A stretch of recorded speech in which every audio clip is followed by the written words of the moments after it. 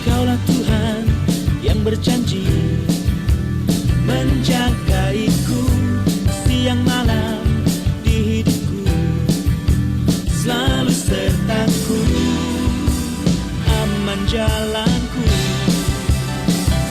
saat ku melangkah dalam janjimu dan kekuatanmu. Ini rinduku,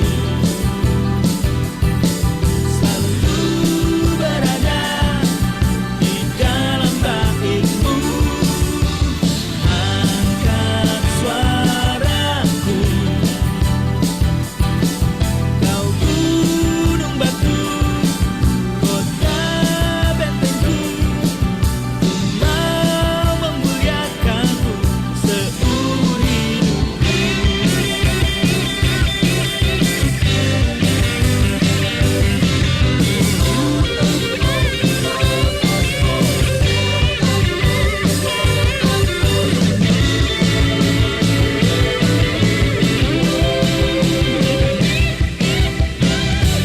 Ini rinduku, selalu berada di dalam baitmu. Angkat suaraku, oh, oh, oh. Kau gunung batu, kota bentengku. Ku mau memuliakanmu seumur hidupku.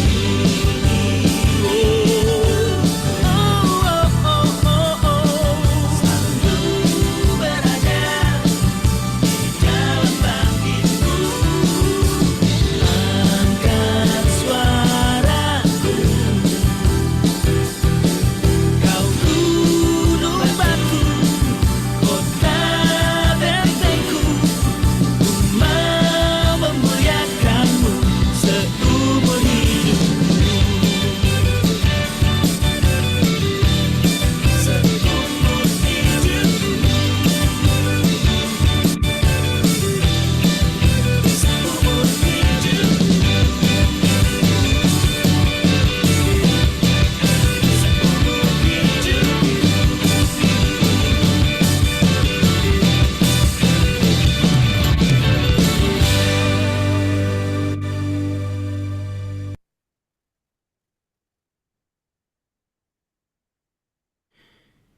Ya, shalom Bapak Ibu, selamat pagi. Ya, puji Tuhan ya. Saya sudah sampai di Kairo. Baru sampai tadi jam 9:30 dan semuanya dilancarkan semua karena pertolongan Tuhan dan juga dukungan doa Bapak Ibu semuanya ya. Baik Bapak Ibu yang terkasih, kita mau sama-sama masuk ya di BW. Bapak Ibu mungkin ada yang belum sempat baca, nanti kita baca lagi sekali lagi nggak apa-apa. Tapi yang pastinya mari sama-sama kita satu di dalam doa supaya kita benar-benar bisa memaknai apa pesan Tuhan pada BW kali ini. Baik Bapak Ibu, mari kita satu di dalam doa. Mari sama-sama letakkan tangan di dada. Kami syukur dan berterima kasih buat segala kebaikan Tuhan dalam kehidupan kami. Bapa yang baik, inilah kami datang ke hadirat-Mu yang kudus. Layakan dan juga perkenankanlah kami untuk memuji menyembah Tuhan, untuk menaikkan syukur kami karena kami boleh terkumpul lagi di BW ini. Biarlah apa yang menjadi kerinduan Tuhan dan pesan Tuhan boleh kami lakukan dengan sungguh-sungguh agar kami berkenan dan dapat merespon panggilan Tuhan dengan kerendahan hati. Kami belajar sesuatu dalam nama Tuhan Yesus Kristus. Tuhan, kami juga berdoa untuk setiap kerinduan kami, baik kerinduan untuk mendapatkan keturunan, kerinduan untuk mendapatkan terobosan, mengalami damai sejahtera, kerinduan juga untuk kesehatan dan juga penyertaan Tuhan atas orang-orang terkasih kami. Pada saat ini kami bersama-sama membawa kehadirat-Mu yang kudus, cucu dari Ibu Duma Seburian yaitu Agatha ya Tuhan, yang saat ini sedang dalam keadaan kurang sehat. Tadi malam panasnya cukup panas sampai 39, lebih.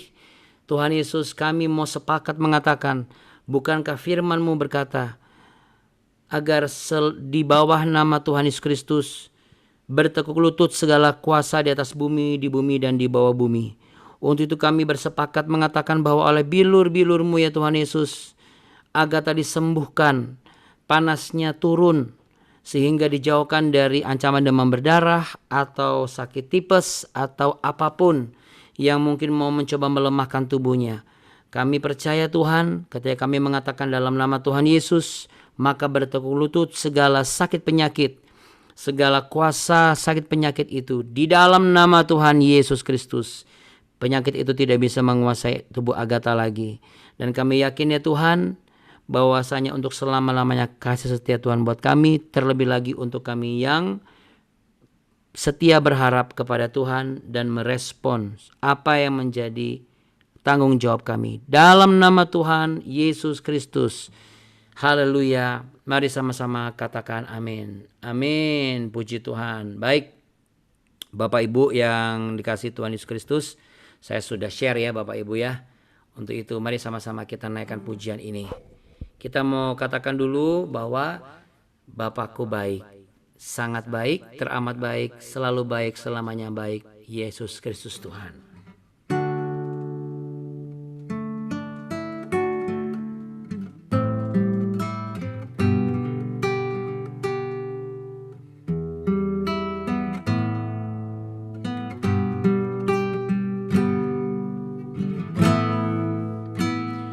Ku tahu Bapa peliharaku, Dia baik, Dia baik. Ku yakin Dia selalu sertaku, Dia baik bagiku. Ku tahu Bapa peliharaku, Dia baik, Dia baik. Ku yakin Dia selalu sertaku, Dia baik bagiku. Lewat badai cobaan, semuanya mendatangkan kebaikan. Ku tahu Bapa peliharaku, Dia baik bagiku.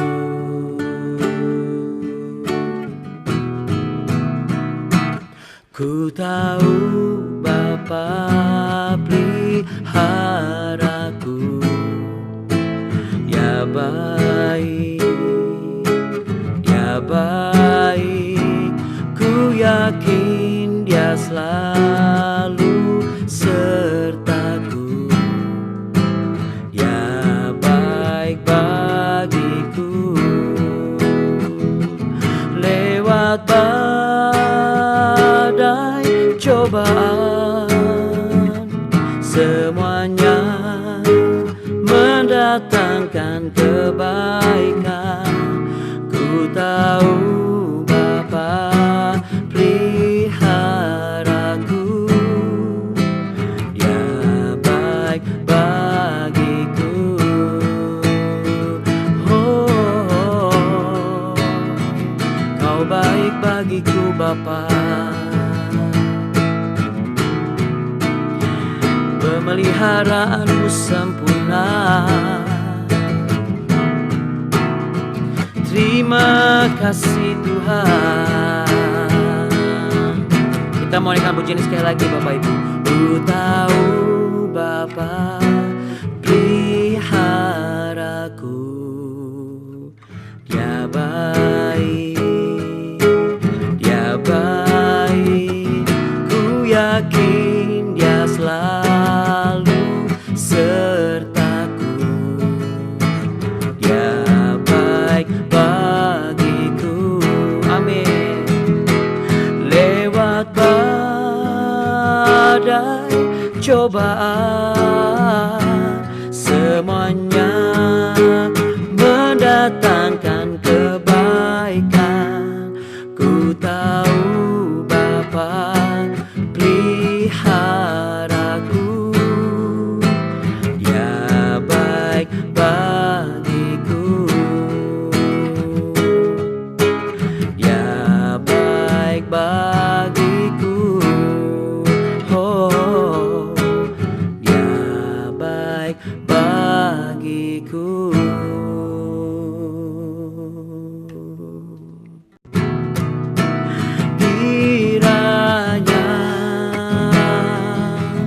Engkau memberkati aku berlimpah-limpah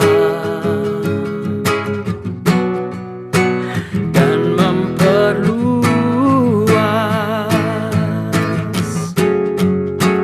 daerahku, dan kiranya tanganmu menyertai aku dan melindungi aku, amin Tuhan, daripada malapetaka, sehingga kesakitan tidak menimpa aku, sehingga kesakitan tidak menimpa aku. Tuhan mendengarkan dan menjawab doaku. Yang percaya katakan amin. Amin. Haleluya. Haleluya, haleluya, haleluya. Puji Tuhan. Baik Bapak Ibu yang terkasih, gimana? Sudah baca tadi Hakim-Hakim pasal 11? Sudah ya?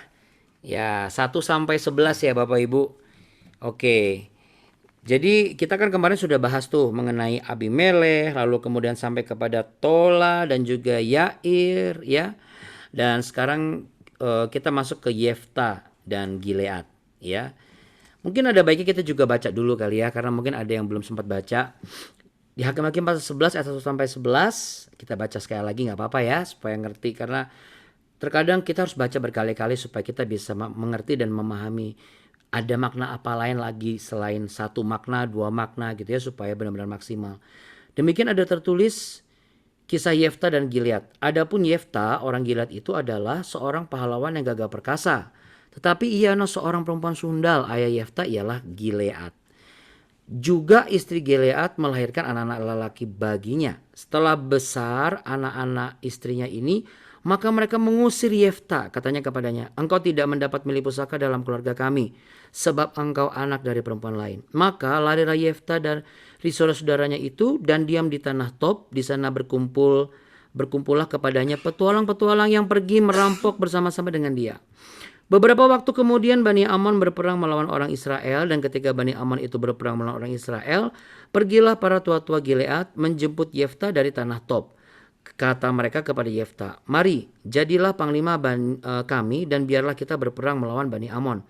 Tetapi kata Yefta kepada para tua-tua Gilead itu, bukankah kamu sendiri membenci aku dan mengusir aku dari keluargaku? Mengapa kamu datang sekarang kepadaku pada waktu kamu terdesak? Kemudian berkatalah para tua-tua Gilead kepada Yefta, memang kami datang kembali sekarang kepadamu. Ikutlah kami dan berperanglah melawan Bani Amon. Maka engkau akan menjadi kepala atas kami, atas seluruh penduduk Gilead. Kata Yefta kepada para tua-tua Gilead, jadi jika kamu membawa aku kembali untuk berperang melawan Bani Amon dan Tuhan menyerahkan mereka kepadaku, maka akulah yang akan menjadi kepala atas kamu. Lalu kata para tua-tua Gilead kepada Yefta, demi Tuhan yang mendengarkannya sebagai saksi antara kita, kami akan berbuat seperti katamu itu. Maka Yefta ikut dengan para tua-tua Gilead. Lalu bangsa itu mengangkat dia menjadi kepala dan panglima mereka. Tetapi Yefta membawa seluruh perkara itu ke hadapan Tuhan di Mispa. Oke. Makna yang pertama nih Bapak Ibu. Nah ini menarik nih. Jadi kalau kita lihat perbedaan yang mencolok antara Abimelekh. Ya saya contoh langsung Abimelekh ya, karena paling kontras tuh Abimelekh ya. Abimelekh itu kan anak Gideon, lahir dari seorang gundik ya. Tapi perilakunya sangat jahat. Mungkin kita bisa aja langsung ngomong gini, iyalah buah jatuh tidak jauh dari pohonnya, betul nggak? Karena gundik beda sama anak kandung, ibaratnya begitu ya. Makanya ketika perilakunya sangat jahat, ia tega membunuh 70 saudara tirinya demi kekuasaan, mungkin sebagian orang mengatakan wajar ya. Nah sementara kalau kita baca Yefta tadi, satu, dia anak bukan dari gundik loh Bapak Ibu, tapi seorang sundal. Berarti satu, ibaratnya bukan nikah secara siri lagi, emang gak ada statusnya gitu. Dan dia memang mengalami penolakan dua lapis. Yang pertama adalah saudara yang gak seibu. Yang kedua adalah lingkungan tempat kelahirannya. Tapi yang menarik, ia dikenal sebagai seorang pahlawan yang gagah perkasa. Tahu dari mana kita? Itu, dia kan lari ke lembah Top. Lalu bersama potong-potong lainnya dia merampok. Berarti dia ini seperti Robin Hood, Bapak Ibu ya. Menariknya di mana, Buna? Gini. Justru anak-anak aslinya Gilead tidak memiliki jiwa besar, katakan jiwa besar. Tidak memiliki rasa belas kasihan dan empati. Sedangkan Yefta, anak dari perempuan sundal, dalam tanda kutip mungkin kalau zaman sekarang mengatakan anak haram. Ya. Justru malah berjasa banyak kepada orang-orang yang di daerah lembah Top tadi. Ya, berarti kita bisa perkirakan, gambarkan, bayangkan bahwa kehidupan mereka juga banyak kekurangan, mereka butuh pertolongan, dan Yefta rela untuk menjadi kunci pemenuhan kebutuhan orang-orang di sana. Makanya disebut sebagai pahlawan gagah perkasa. Dan tentu saja sepak terjang Yefta didengar oleh orang-orang termasuk tua-tua yang datang kepada dia minta dia untuk perang bareng melawan Bani Amon. Jadi untuk sesaat seakan-akan mereka yang awalnya itu sebagai lingkungan yang menolak Yefta, ibarat pepatah tuh apa ya, menjilat ludah sendiri lagi gitu. Karena pada akhirnya mereka butuh suatu sosok yang berani barangkali dan terbukti secara konkret, ada buktinya gitu. Mungkin mereka juga tanya-tanya kepada orang, orang mengatakan bahwa oh nih Yefta ini baik nih. Kenapa? Karena dia sering bantu kami dan lain sebagainya. Nah, jadi ketika satu sisi Abimelekh anak gundik perilakunya jahat kita bisa mengatakan wajar. Sisi lain Yefta justru anak perempuan sundal tapi tidak membunuh saudara-saudaranya demi mendapatkan kekuasaan. Bahkan Yefta memilih untuk apa? Mengalah. Dia menyingkir. Ya, dan yang menarik adalah mungkin bisa saja Yefta itu dari kalimat, oh jadi kalau kamu bawa saya untuk ngelawan Bani Amon nih, kamu akan kasih saya sebagai kepala atas kamu nih. Ya, bisa saja Yefta mengungkit kembali atau menambah persyaratan. Karena apa? Karena Yefta merasa dibutuhkan. Catatan yang kedua, seringkali Bapak Ibu kita itu padahal sudah tahu Tuhan, sudah kenal kebenaran, tapi suka aji mumpung. Katakan aji mumpung. Iya. Bisa saja kan Yefta itu aji mumpung, betul nggak? Karena kan dibutuhkan. Orang biasa kalau dibutuhkan tuh aji mumpung Bapak Ibu. Wah dibutuhkan nih.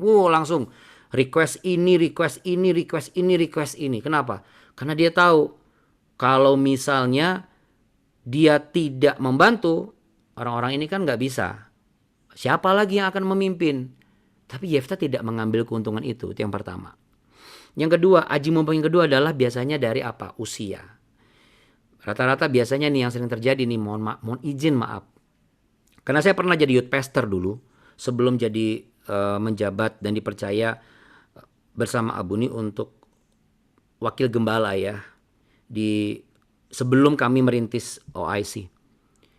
Ketika kami menjadi youth pastor, jujur saja, karena mentang-mentang kami anak muda, kami tuh sering banget dalam tanda kutip dimanfaatkan gitu ya. Artinya semua yang susah-susah anak muda yang kerjakan ya. Semua yang sulit-sulit anak muda yang kerjakan. Ibaratnya begadang ya anak muda dan sebagainya dengan pengertian ya anak muda, masih kuat dan sebagainya. Tanpa disadari sebenarnya para tua-tua ini ibaratnya tua-tua yang lebih tua maksudnya. Kan aji mumpung juga gitu loh.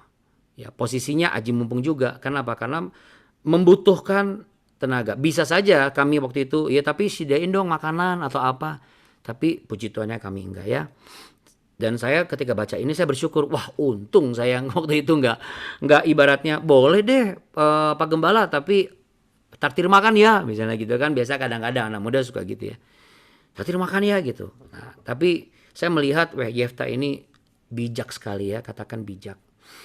Bijak sekali dalam menghadapi konflik. Kenapa? Karena dia satu sisi dia kembali memastikan. Kenapa saya katakan bijak? Berarti Yefta ini nggak gila pujian Bapak Ibu. Satu, dia tidak gila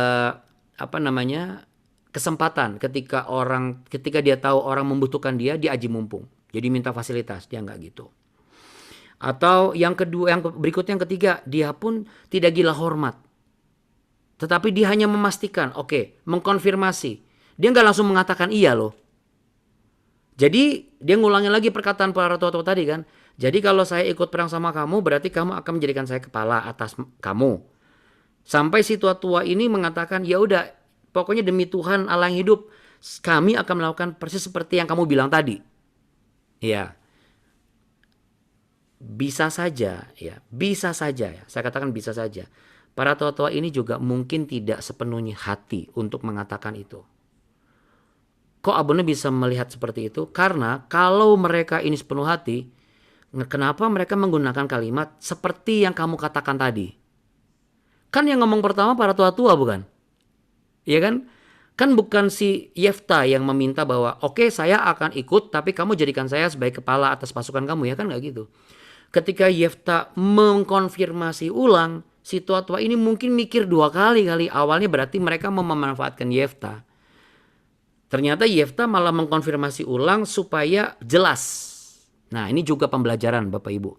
Kalau ada orang janji sama kita, jangan mudah percaya. Katakan jangan mudah percaya. Ada janji-janji manis, janji-janji gombal, jangan mudah percaya. Pastikan lagi, konfirmasi lagi. Kalau perlu observasi.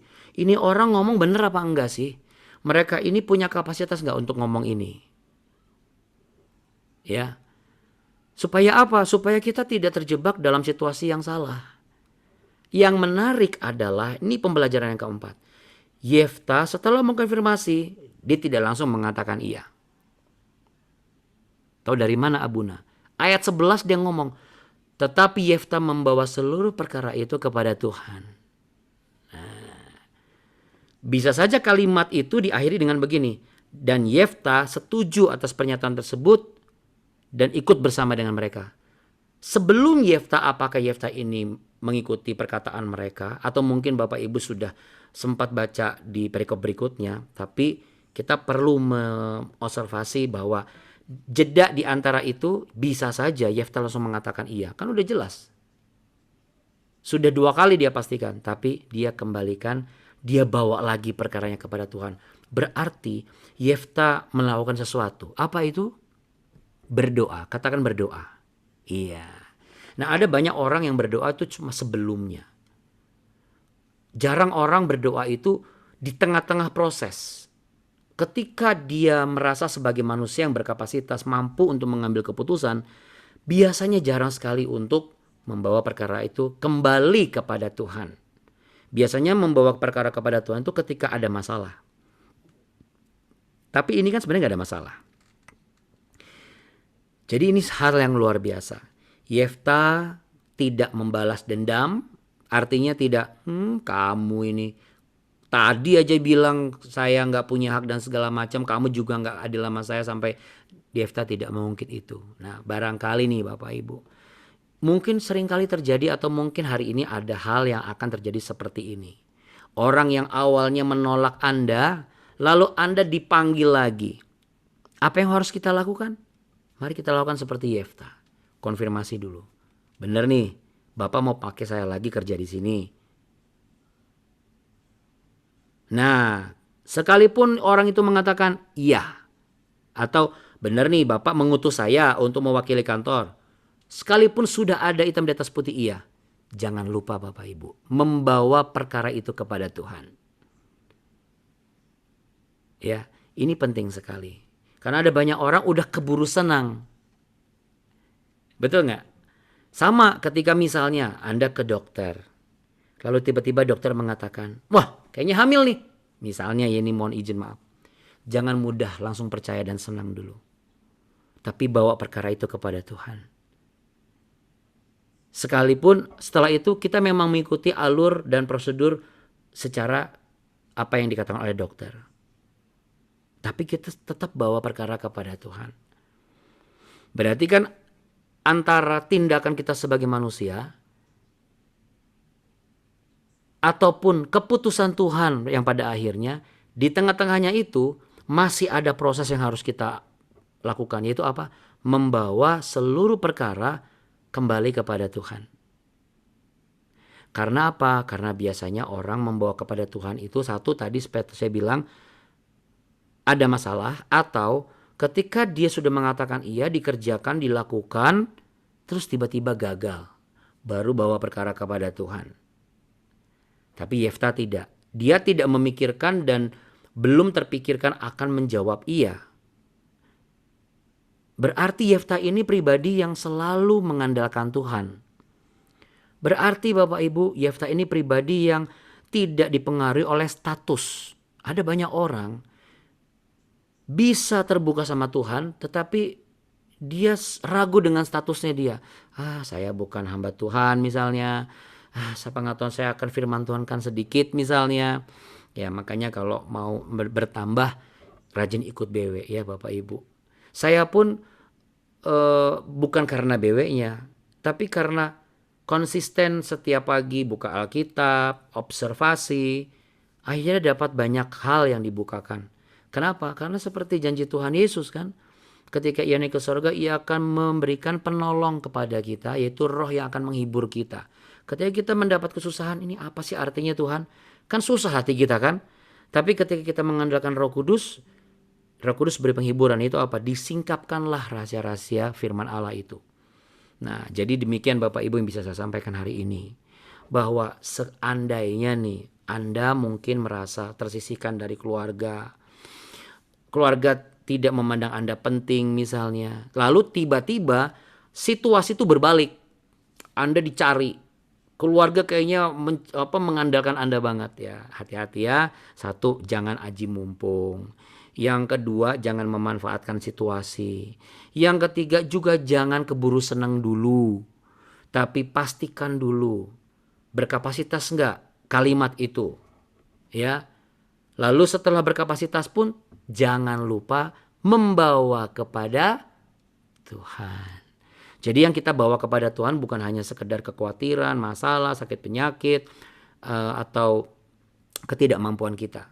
Tetapi kita juga membawa setiap bagian, entah sebelum mengambil keputusan, entah sedang dalam pertimbangan, ataupun kita sudah mengatakan iya, tapi kita harus tetap bawa kepada Tuhan. Ya ini penting, supaya kita tidak mudah dijatuhkan lawan kita, si iblis. Ya, karena kan ada tipe orang yang begitu terlalu senang dia lupa segalanya.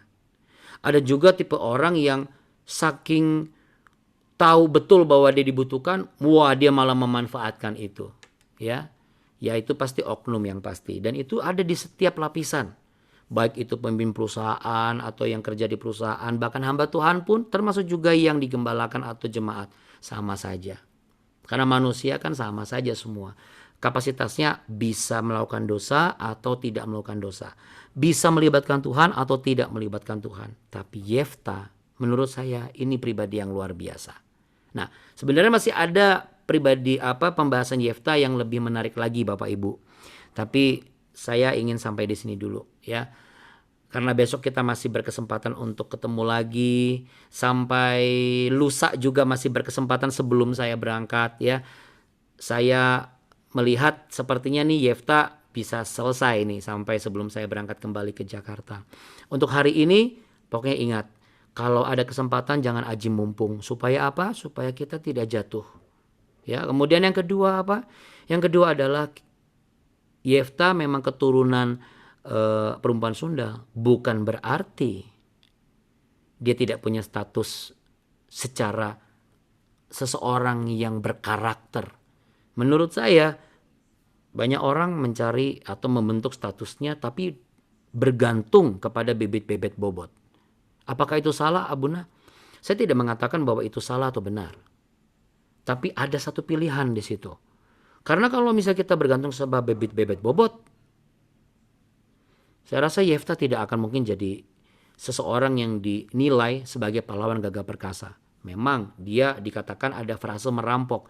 Tapi kalau merampok dari orang-orang fasik dan diberikan kepada orang-orang miskin, dan Tuhan izinkan itu, daripada orang-orang fasik merampok dari kita, lalu mereka telan sendiri dan makan sendiri, malah menambah banyak orang yang sengsara. yaitu cuma Tuhan yang tahu. Jadi yang penting adalah sekarang kalau seandainya tiba-tiba Anda dicari sama keluarga gitu ya, dicari sama cucu, ya nggak perlu lagi, oh kemarin aja nggak cari-cari opung, sekarang kok cari-cari. Ya udah, sebelum opung katakan iya, tolong pijitin dulu. Ya kalau bercanda-bercanda sih nggak apa-apa ya. Tapi kalau pijitnya serius sampai, ayo nih sampai tekanan darah opung turun, waduh kasihan cucu kita ya Bapak Ibu. Jadi kalau misalnya kita sama anak buah pun juga, kalau sama anak muda, ya kita juga harus punya rasa belas kasih juga ya. Anak muda juga kalau bantu orang tua jangan, oke aku bantu, tapi jangan ada tapinya ya. Kita harus merespon karena itu panggilan berarti. Ya, berarti panggilan tidak ada sangkut pautnya dengan status. Katakan panggilan Tuhan tidak ada sangkut pautnya dengan status ya. Dan panggilan Tuhan tidak ada sangkut pautnya dengan masa lalu. Berarti endingnya apa? Berarti ada masa depan. Nah, tapi itu nanti besok ya. Jadi yang sekarang adalah intinya jangan aji mumpung. Jangan kita terlena oleh pujian orang lalu kemudian kita langsung gelap mata dan akhirnya tidak memikirkan ini pujian orang ini maksudnya apa ini. Ya. Karena ada banyak orang dipuji-puji ternyata hanya dimanfaatkan ya. Dan yang ketiga, apapun keadaan kita, mari kita lakukan seperti Yefta. Coba kita baca sekali lagi terakhir kita tutup ya. Ayat 11. Tapi bagian B. Tetapi Yefta membawa seluruh perkaranya itu ke hadapan Tuhan. Ya. Yaitu di Mispa. Saya cuma pengen Bapak Ibu mengulang kata-kata kalimat. Yefta kita ganti dengan kata saya sampai membawa ke hadapan Tuhan. Di Mispanya enggak usah ya. Karena kan Bapak ada yang di Medan, ada yang di Palembang, ada yang di Glodok ya. Jadi enggak nyambung nanti. Tapi yang pasti intinya adalah membawa itu ya. Taruh tangan di dada sama-sama. Katakan, tetapi saya membawa seluruh perkara itu ke hadapan Tuhan. Pejamkan mata. Sekarang perkara apa yang sedang engkau jalani dan engkau hadapi dan engkau gumuli? Apakah perkara itu Bapak Ibu sedang dalam proses? Atau Bapak Ibu sudah tahu jawabannya apa? Sekalipun Bapak Ibu sudah mengambil keputusan. Tapi jangan lupa bawa perkara itu ke hadapan Tuhan. Sehingga bukan karena ada masalah baru bawa ke hadapan Tuhan. Atau bukan karena gagal baru bawa ke hadapan Tuhan. Awal, tengah, akhir, bawa seluruh perkara itu ke hadapan Tuhan. Kiranya Roh Kudus akan memberimu ingatan tentang hal ini. Sehingga jikalau ada situasi yang mungkin serupa tapi tidak sama dengan apa yang kita baca hari ini, akan membuat kita semua lebih bijaksana. Dan tidak lupa bahwa bagaimanapun juga kita berkewajiban untuk membawa seluruh perkara ke hadapan Tuhan. Entah itu perkara yang kecil, entah perkara yang besar. Entah dalam perkara keadaan baik ataupun keadaan yang kurang baik. Tuhan memberkati engkau dan melindungi engkau Bapak Ibu yang terkasih. Tuhan menyinari engkau dengan wajahnya dan memberi engkau kasih karunia. Tuhan menghadapkan wajahnya kepadamu, memberimu perlindungan, damai sejahtera, dan roh takut akan Tuhan, dan bimbingan daripada Roh Kudus. Sehingga engkau ingat pesan Tuhan hari ini. Dalam nama Tuhan Yesus, dalam nama Bapa, Putra, dan Roh Kudus. Haleluya. Amin. Amin. Puji Tuhan. Oke Bapak Ibu, ya saya percaya kita semua pribadi-pribadi yang jauh lebih baik ya. Dengan pembelajaran Yefta ini. Besok kita masih berkutat di 1-11 nih Bapak Ibu. Ya mungkin kalau misalnya ada tambahan saya akan WA ya. Sorry kemarin belum saya WA, kenapa? Karena ya situasinya tidak memungkinkan ya Bapak Ibu. Tapi saya bersyukur karena saya lihat di perikopnya itu cuma 11 ayat. Jadi saya pikir masih cukuplah kita bisa membaca semuanya sempat waktunya ya. Selamat bekerja, tetap waspada, ingat semua pesan Tuhan hari ini. Tuhan Yesus memberkati. Kita ketemu lagi besok pagi. Hmm. Terima Thank you, kasih Abu. ya Makasih, Abu. Bunda. Sama-sama. Makasih juga Abu nih sudah terus Kasih. kasih info. Ya semuanya baru saya baca. Tapi kemarin pas ke Gunung Sinai, saya sudah doakan semuanya ya. Hari ini ada beberapa tempat ya ke gereja Mukatam juga. Sampai hari terakhir masih ada beberapa gereja. Saya tetap bawa pokok doa. Jadi kalau misalnya ada tambahan pokok doa, monggo. Jangan sungkan langsung WA. Ya langsung WA. Entah ke Abu nih atau ke saya. Oke, Tuhan berkati Bapak Ibu. Sama-sama Bapak dan Ibu. Tuhan Tuhan Yesus memberkati kita Makasih ya, semua. Bunda. Amin. God bless ya. Makasih Bye. Abunda. Iya, sama-sama. Dadah. Makasih.